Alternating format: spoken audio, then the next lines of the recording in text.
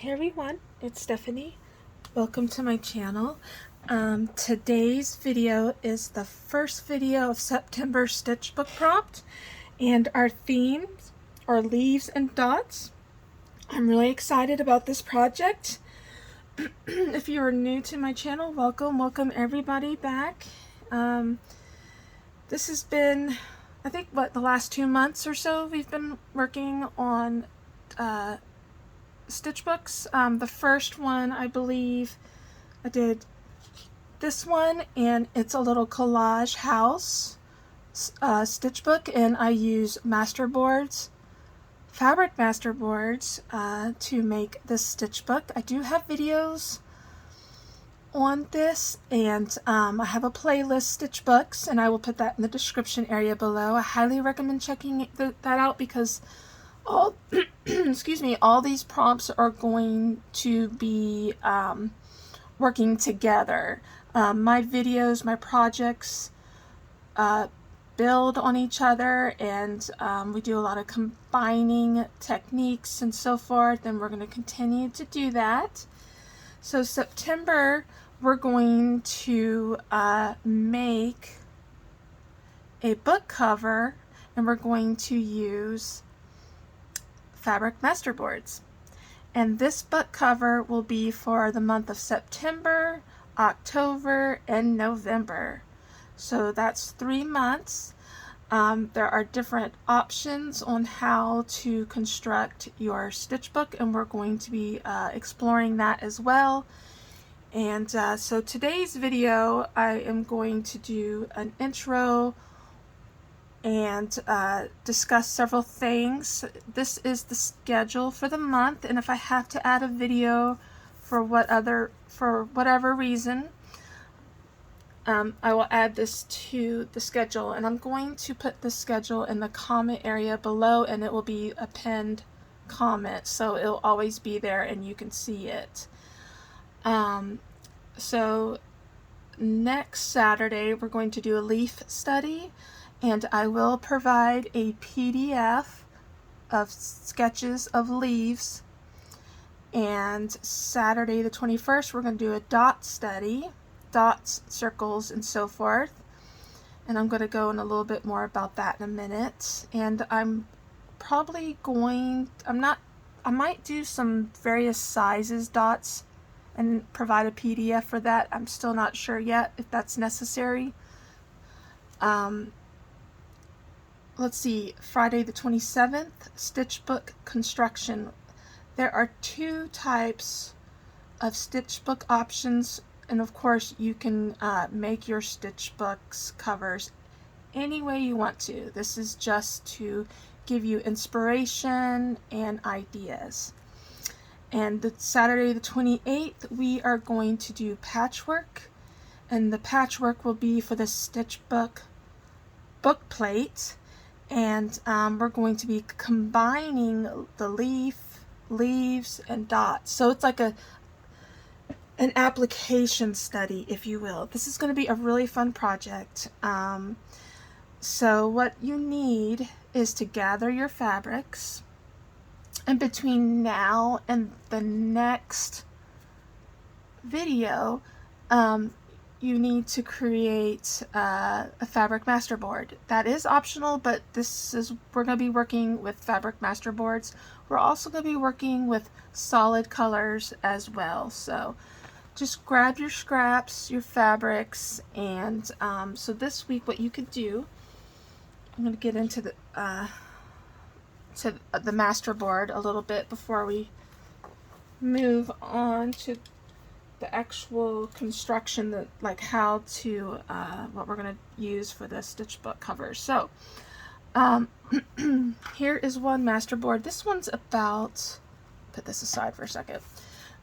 This one is about 8.5 by 19. It's an odd measurement, an odd size, if you will. So, but what I'm going to do is I'm going to use a lot of this portion for my book cover. And then over here, I'm going to use these for my leaf and dot study. this is going to be really fantastic. I have a lot of ideas that I've been working on, and a lot of the inspiration for the dot study comes from YouTuber Jerry Bellini, and I will put her channel in the description area below. I highly recommend you check out her videos and follow her.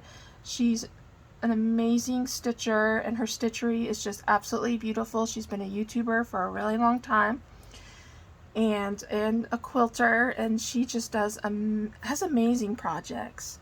And so I got the dot idea from her, and we're going to be exploring that. So, and I love circles. I do different variations, so I'm really combining my techniques with hers. And like this one, for instance, is what she did was she had a tutorial on like a seam allowance, and she traced out her circle. She has like a template, and she extra 1/4 of an inch, and she folded and stitched the circle. And so I followed her video on that, and this was the results of it. Super cute. And I'm using this, I used my hand dyed fabrics, my painting fabrics. I do a lot of painting on my fabrics and so forth, so I'm really excited about this. And here's like my circle that I do a lot, and I do like attached weaving and so forth. There are tons of tutorials on that on the playlist in the description area below. That was last month's prompt.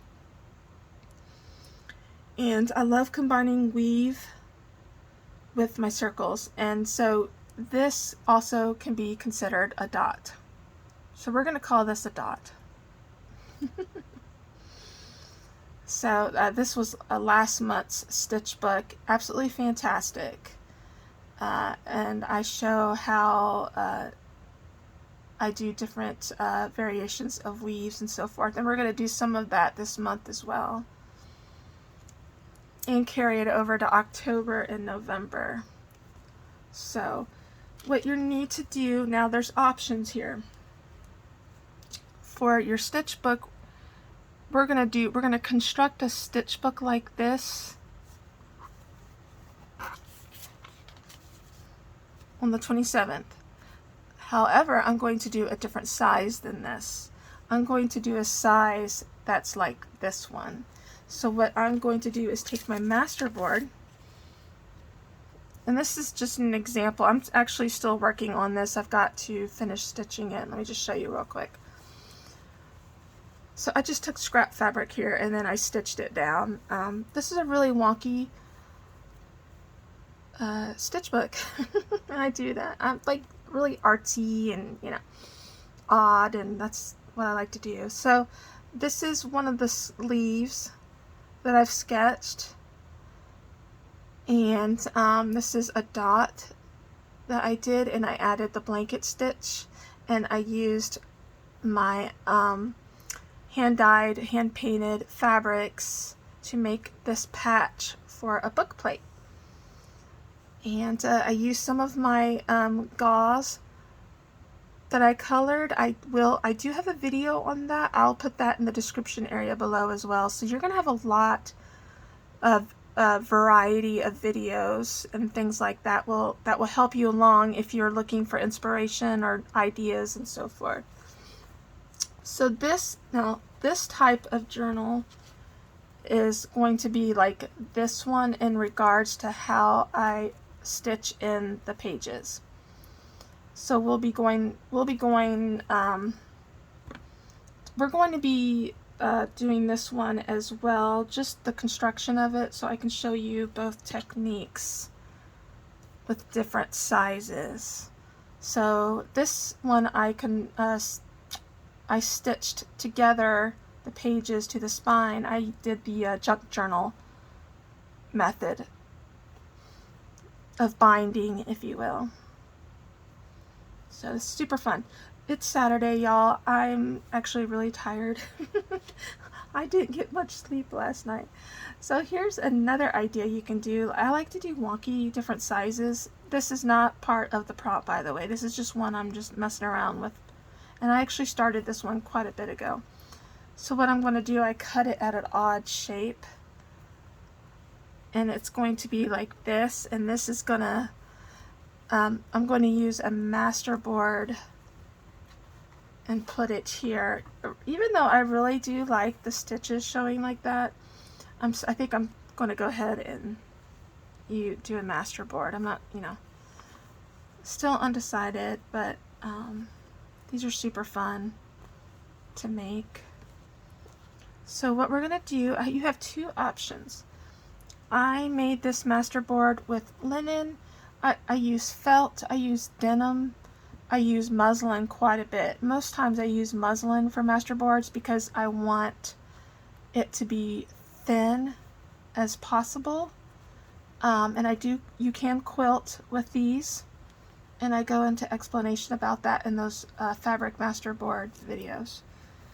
So you have the option. So my size for this one, let's pretend this is going to be this. So what you're going to do is, it's going to be about right here. And so I'm just going to, I might do this on this video. And I've already stitched here. You have the option of waiting to stitch. You can stitch before you add it to your stitch book, or your cover I should say, or after. And I'm going to show you how I stitch on this now that it's already on this other fabric. So I hope that makes sense to you. You know what we're going to do? I wasn't going to do this on this video because I was just going to keep on adding some stitches, but I think I will, just to show you. So I'm going to do about, and see, my stitch books are really wonky in size. You can do exact measurements. I don't tend to do that very often. Sometimes I do. Sometimes I do. I'm just having fun being really scrappy and just doing things like this without worrying about exact measurements and things like that. Because look how wonky that is. You can, I mean, if you definitely can use exact measurements if that's what you prefer. I do that sometimes.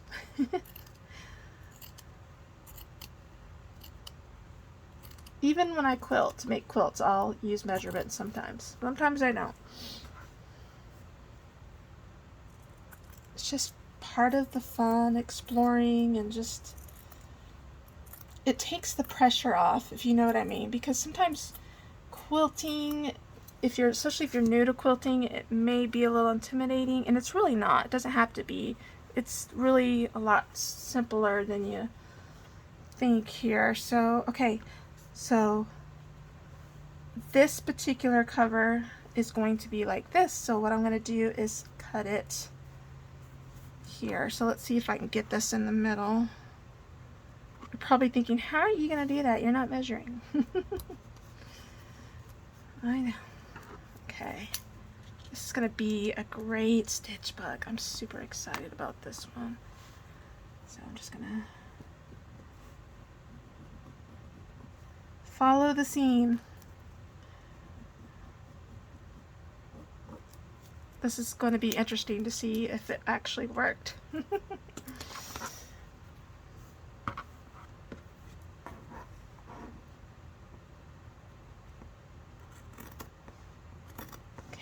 I have a feeling this is going to be a little lighter. We'll see. Not too worried about it though, because you can even it up. I want to even it up to this one since I've already started stitching on this. Let's see. Wow, look at that. It came out really good, actually. Okay, wow. Maybe this one's slightly bigger, but I think that's going to be okay. Yeah, let's go with it.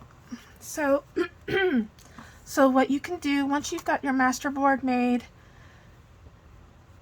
if you want to add stitching on it beforehand, you can do that. It might make it easier for you.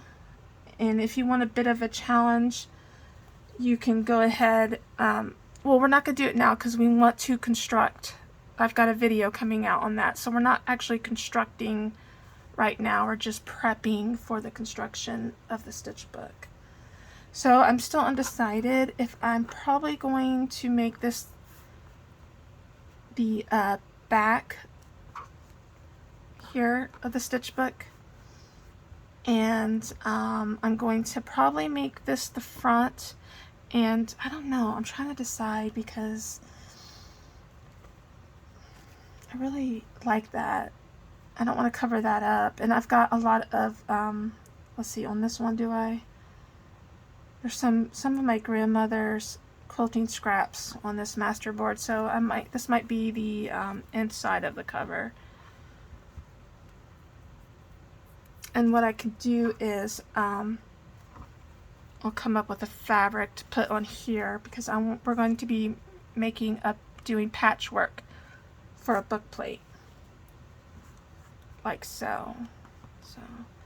So what you want to keep your when we get to the adding pages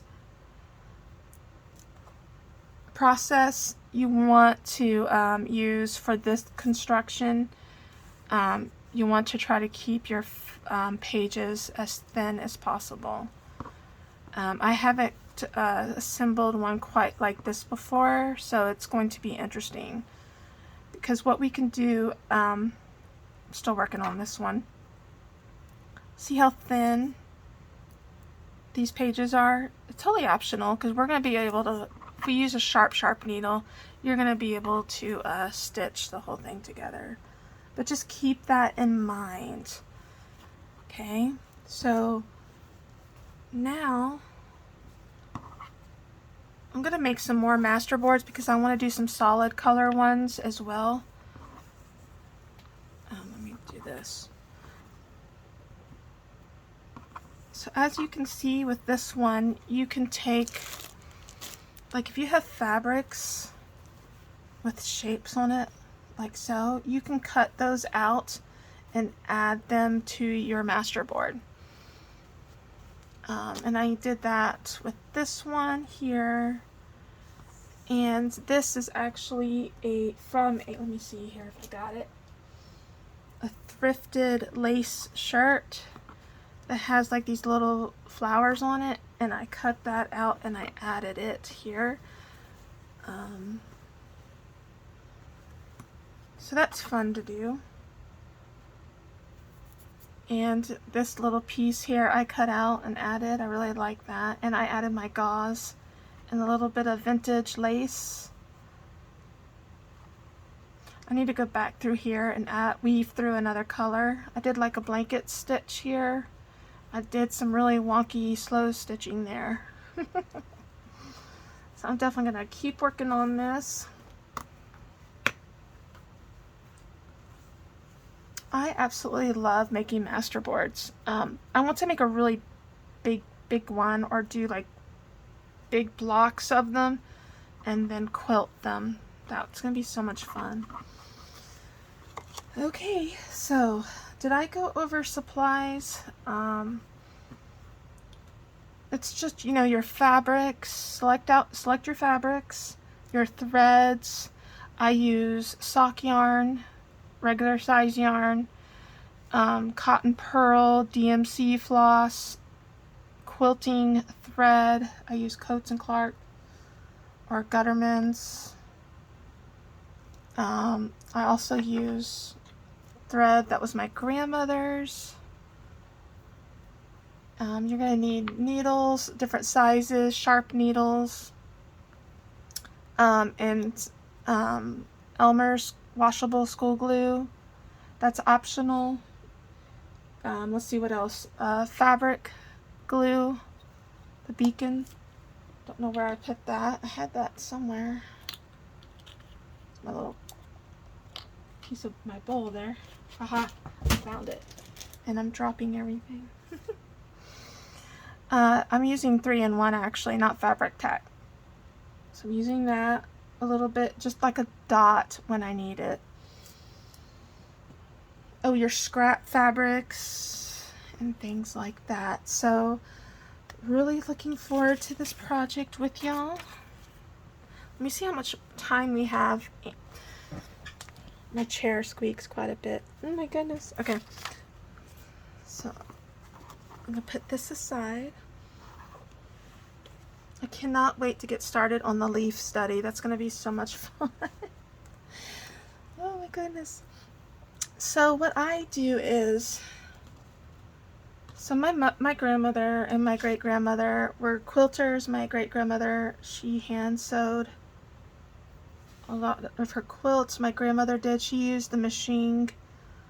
I think my great-grandmother did too, but I've got a quilt of hers that I'm pretty 100% certain it's completely hand stitched. It's incredible.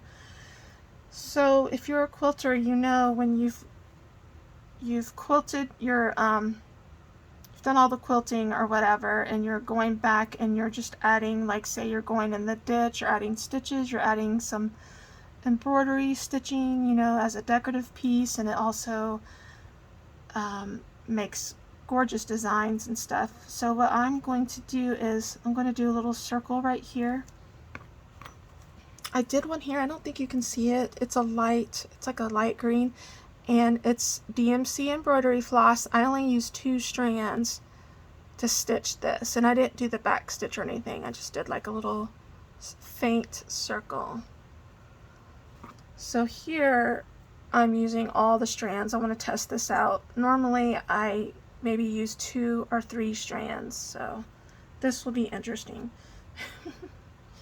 So I think I'm gonna start making sure that needle is actually, I'm gonna go here. So I'm just gonna go in like so. I'm gonna come, see, I'm starting outside the circle, and I'm gonna go right where I have it.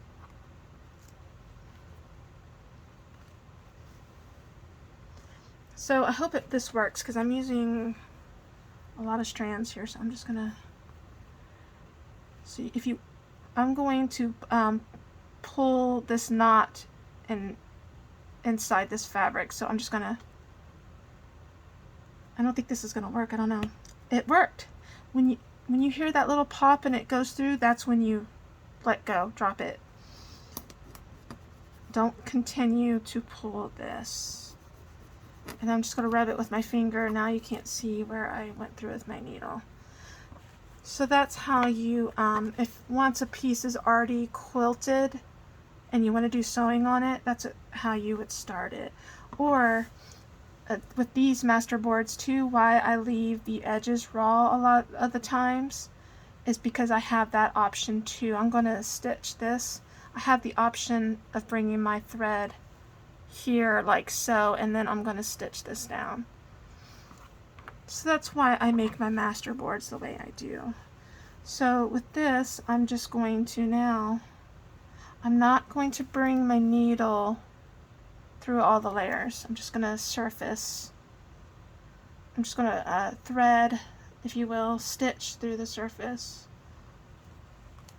of the master board, the top layers. Okay.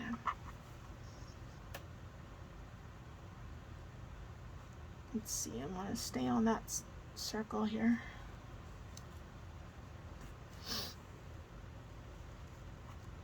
I was chatting a lot there. A lot of talking today, my goodness. Sometimes it's a little tricky.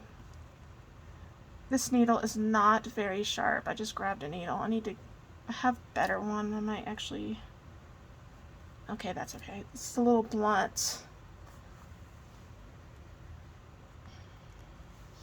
Now, when you're quilting too, I'm not doing that with this. Another thing you can do is rock your needle to gather like this. See how this is actually like that. The rocking your needle technique. like gather a whole bunch and then pull it through. I just find that a little difficult with my masterboard sometimes, so it just depends. See, that one's coming up. Probably going to do some stitching there. So this is from this, well, because you're working with a masterboard, and I didn't glue this down completely. That's a tiny little scrap. See if I can get that needle through. I probably should have not have done that. I probably should have just gone back later and glued that in better, but that's okay. Not too worried about it. There we go. Like that. So I'm just, you know, and I'm not worried about the length of my stitches. If that's something that you prefer, even lengths, you know, that's, do what you you are comfortable with. Now, I am not doing a back stitch. I see some of the lines still. I'm okay with that. Sometimes I leave it like that, or I'll go back with a Sharpie because I'm a mixed media artist. I did some Sharpie marks here. But I'm actually going to go back and fill it in with another color thread, I think. Now, this is technically a fall stitch book. And you don't have to do something this wild. And you can strictly stick to, you know, choose the fabrics you want to work with. I just do really like multicolored type books. That's just what I do. And I like working with different colors and so forth.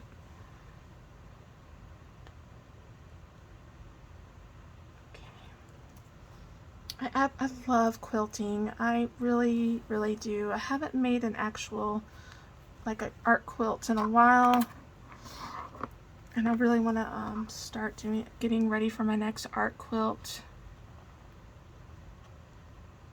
I've got a lot of quilting projects coming up, and I've been trying to organize my fabric somewhat for that.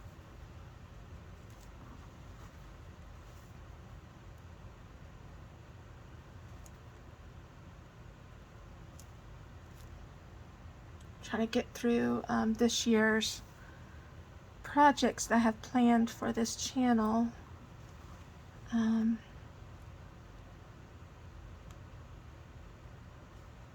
was thinking about starting an art quilt. I really want to do another art quilt before the end of the year.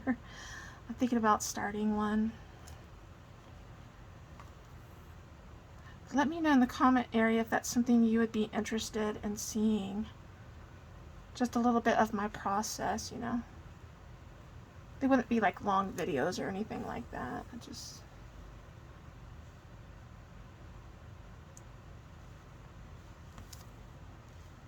Okay. When I quilt, every time I quilt, or I use the quilting technique to make things, I'm always thinking of my grandmother. She's just, I really am. Okay, so what I'm going to do, bring this here like so. Now I need to end it. So what I'm going to do, I know you might think, okay, that's not going to work. So I like the scrappiness of it. So I'm gonna just, I'm trying to think how I'm gonna do this. I could just go, I'm wondering if I should go and back stitch this whole thing, and then I can bring my needle through like my raw edge there. I didn't think about that when I started this. I could bring it here too, but I'm not going to do that. So I'm just going to do this, and I think it'll be okay. Like so. There we go. And what I'm going to do is when I work with another color, I'm going to bring it through here, this one, and that will help that end right there from, it'll stay there. I've not had a problem with it unraveling. And this is a stitch book. If I were to do like an actual quilt, I would do something different to secure that thread. So, and this is orange, so that's fallish-y. So I hope that gave you an idea of how to stitch on your base or your fabric, if you will, after you've added it to your other layers of your book. So definitely going to put that in the description area. So next Saturday we're going to do the leaf study. You're going to need your master board. That's optional, but I highly recommend it. You're going to need some solid colors. We're really going to explore her leaves. And if I can get that PDF ready before next Saturday, I will announce it. I'll do like a really short video and where you can download the PDF from. I might do that, so I'll link like an email or something like that. So, okay.